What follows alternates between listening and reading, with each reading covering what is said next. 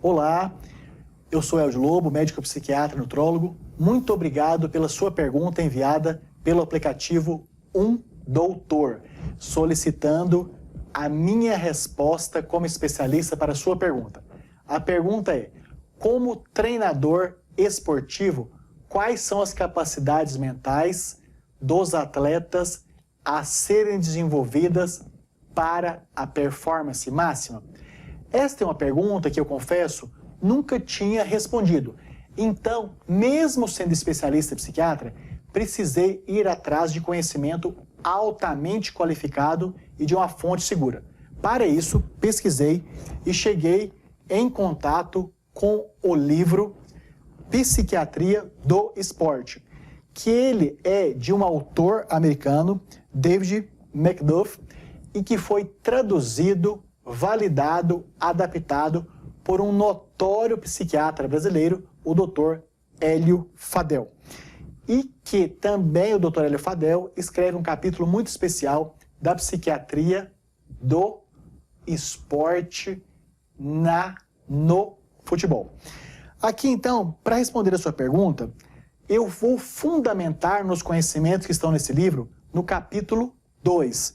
Parece até que foi proposital. Para a sua pergunta, tem aqui a resposta já bastante organizada, em que o autor coloca que grupos de estudiosos sobre campeões olímpicos verificaram quais são as capacidades, quais são as habilidades, quais são os diferenciais comuns nestes campeões olímpicos.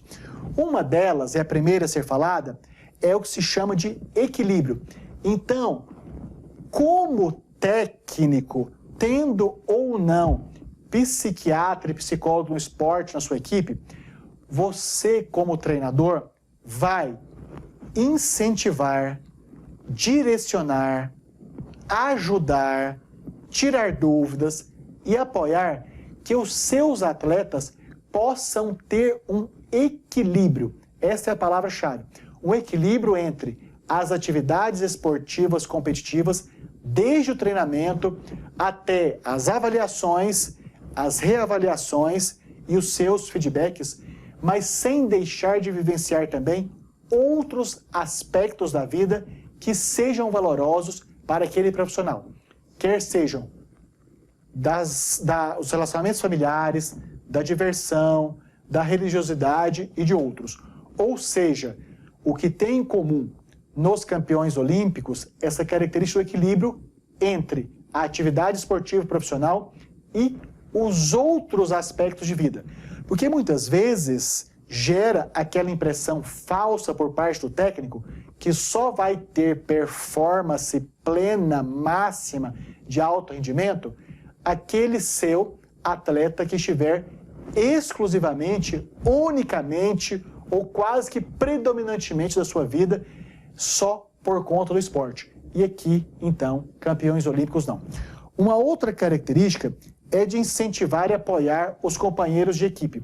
Ou seja, como a sua atividade de treinamento é para uma competição esportiva grupal, faz parte, então, da sua ação para levar a performance máxima, que os atletas da equipe possam ser incentivados, ensinados, direcionados e reconhecidos para o comportamento de repetidamente apoiar, ajudar, contribuir, somar com os seus parceiros em substituição a comportamentos do tipo criticar, destruir, querer substituir. Ou seja, uma característica dos atletas olímpicos, então, de alto rendimento, é que tenham um modo de relacionar dentro da equipe sempre de apoio, fortalecimento, ajuda para o outro em detrimento de críticas. Um terceiro é sobre ter a capacidade de se renovar rapidamente depois dos erros, derrotas, lesões, problemas pessoais, familiares, de relacionamento.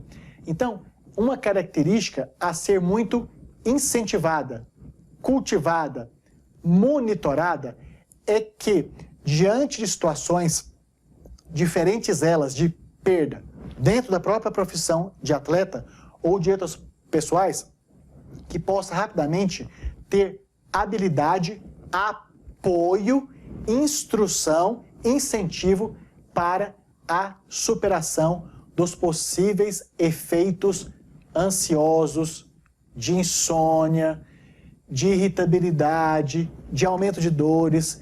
Então, essa é uma outra característica a ser incentivadas nos seus atletas. Recuperação rápida, ainda que essa recuperação rápida possa depender de apoio profissional, como do psicólogo ou psiquiatra do esporte.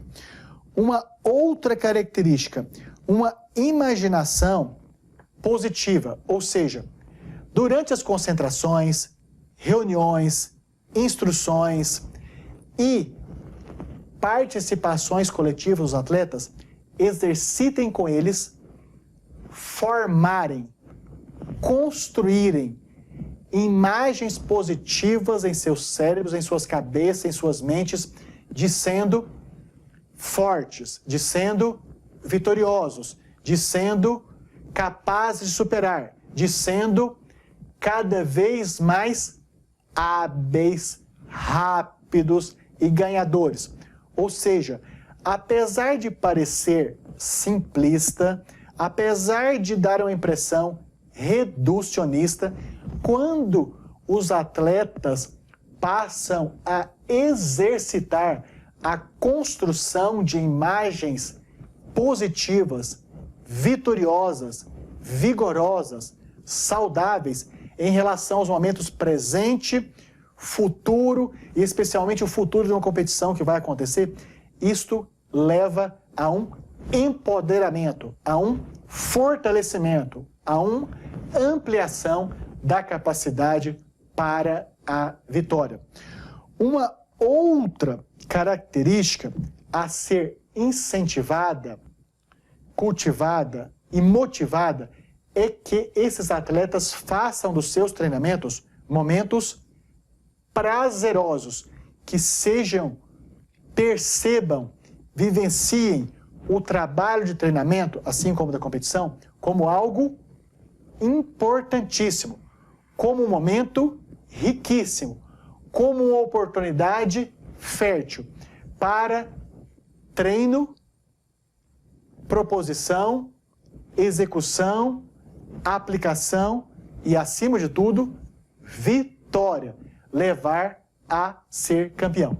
Então, construção de imagens positivas, embora pareça algo muito simples, é altamente relevante e que foi verificado nos campeões olímpicos.